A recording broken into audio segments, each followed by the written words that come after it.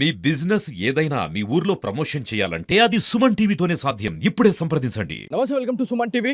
నిజామాబాద్ జిల్లాలో దారుణ ఘటన అయితే చోటు చేసుకుంది.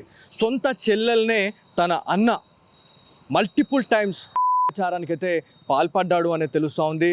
ఫైనల్గా తన చెల్లె గర్భం కూడా దాల్చింది. అంటే ఒక్కసారి ఆలోచించండి, ఈ మాట చెప్పడానికి వినడానికే చాలా ఇబ్బందిగా అనిపిస్తుంది. అంటే ఇప్పుడున్న జనరేషన్లో ఇట్లాంటి ఇన్సిడెంట్ జరగడం అనేది చాలా వరకు కూడా ఇది ఒక అమానుష ఘటన అని చెప్పుకోవాలి.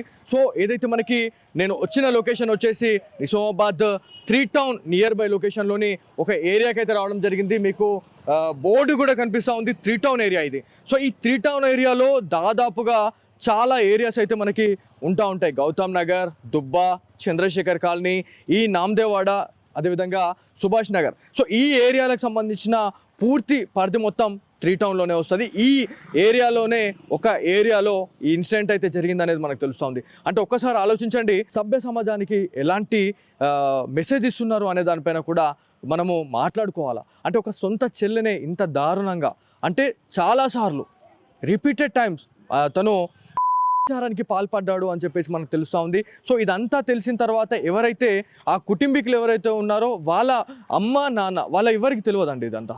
సో అంటే ఆ పాప ఎవరైతే ఉందో ఆ అమ్మాయి గురించి మాట్లాడుకుంటే అండర్ 18 అండి. తను ఒక మైనర్, 17 ఇయర్స్ అండి తనకి. సో 17 ఇయర్స్ హెల్త్ ఇష్యూస్ అనేటివి వచ్చినాయి. హెల్త్ ఇష్యూస్ వచ్చిన తర్వాత హాస్పిటల్కి వెళ్ళారు. సో హాస్పిటల్కి వెళ్ళగానే ఎవరైతే సంబంధిత వైద్యులు ఎవరైతే ఉన్నారో వైద్యులు చెప్పారు, అంటే కొంత తేడాగా కనిపిస్తూ ఉంది, ఒకసారి ప్రెగ్నెన్సీ చెక్ చేయించుకోండి అని చెప్పేసి అన్న తర్వాత వాళ్ళు ప్రెగ్నెన్సీ చెక్ చేయించుకున్నారు. సో చెక్ చేసుకున్న తర్వాత విస్తుపోయే నిజాలు అనేటివి బయటపడ్డాయి.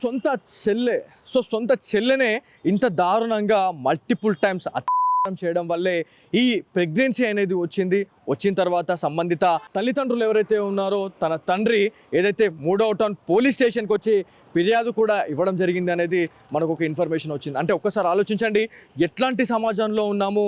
ఇవాళ అక్క, చెల్లె, అమ్మ అనే మానవ విలువలు కూడా మర్చి ఇలాంటి దుర్ఘటనలకైతే కొంతమంది పాల్పడుతూ ఉన్నారు అనేది మనకు తెలుస్తూ ఉంది. సో ఒక్కసారి ఆలోచించండి, ఎవరైతే ఇట్లాంటి ఇన్సిడెంట్స్కి పాల్పడుతున్న వాళ్ళు ఎవరైతే ఉన్నారో వాళ్ళపైన కఠిన చర్యలు తీసుకోవాలి అని చెప్పేసి పోలీస్ అధికారులకి చాలా వరకు కూడా ఈ ఏరియాకి సంబంధించిన ప్రజానీకం అంతా కోరడం జరుగుతూ ఉంది. సో ఈ ఇన్సిడెంట్ తెలుసుకున్న తర్వాత ఒక్కసారిగా నిజామాబాద్ ఉలిక్కి పడ్డది. అంటే ఎవరిని నమ్మే పరిస్థితి లేదండి. చాలామంది ప్రజలు ఒకటే మాట అంటున్నారు, అంటే ఎవరో అదర్ పర్సన్ పైన ఇట్లాంటి దుర్ఘటనలకు పాల్పడడం వేరు, అదేవిధంగా ఇంట్లో వాళ్ళపైన ఇట్లాంటి దుర్ఘటనలకు పాల్పడుతున్న వాళ్ళైతే చాలా వరకు ఇట్లాంటి వాళ్ళని కఠినంగా శిక్షించాలి అని చెప్పేసి నిజామాబాద్కి సంబంధించిన ప్రజలైతే కోరుతూ ఉన్నారు. ఇట్లాంటి ఇన్సిడెంట్స్ అనేటివి మళ్ళీ పునరావృతం కాకుండా ఉండేందుకు పోలీస్ అధికారులు ఒక పకడ్బందీగా ఇట్లాంటి కొన్ని లా సెక్షన్స్ కూడా ఇంప్లిమెంట్ చేయాలా, లా కూడా చాలా వరకు చేంజ్ చేయాలా, ఇట్లాంటి ఇన్సిడెంట్లకు పాల్పడిన వాళ్ళపైన కఠినంగా చర్యలు తీసుకొని కటకాటల్లోకి తొయ్యాలని చెప్పేసి నిజామాబాద్ ప్రజలైతే కోరుతా ఉన్నారు. సో ఇది వరటి Suman TV special story camera person కార్తిక్తో బాలు, సుమన్ టీవీ, నిజామాబాద్ నుంచి.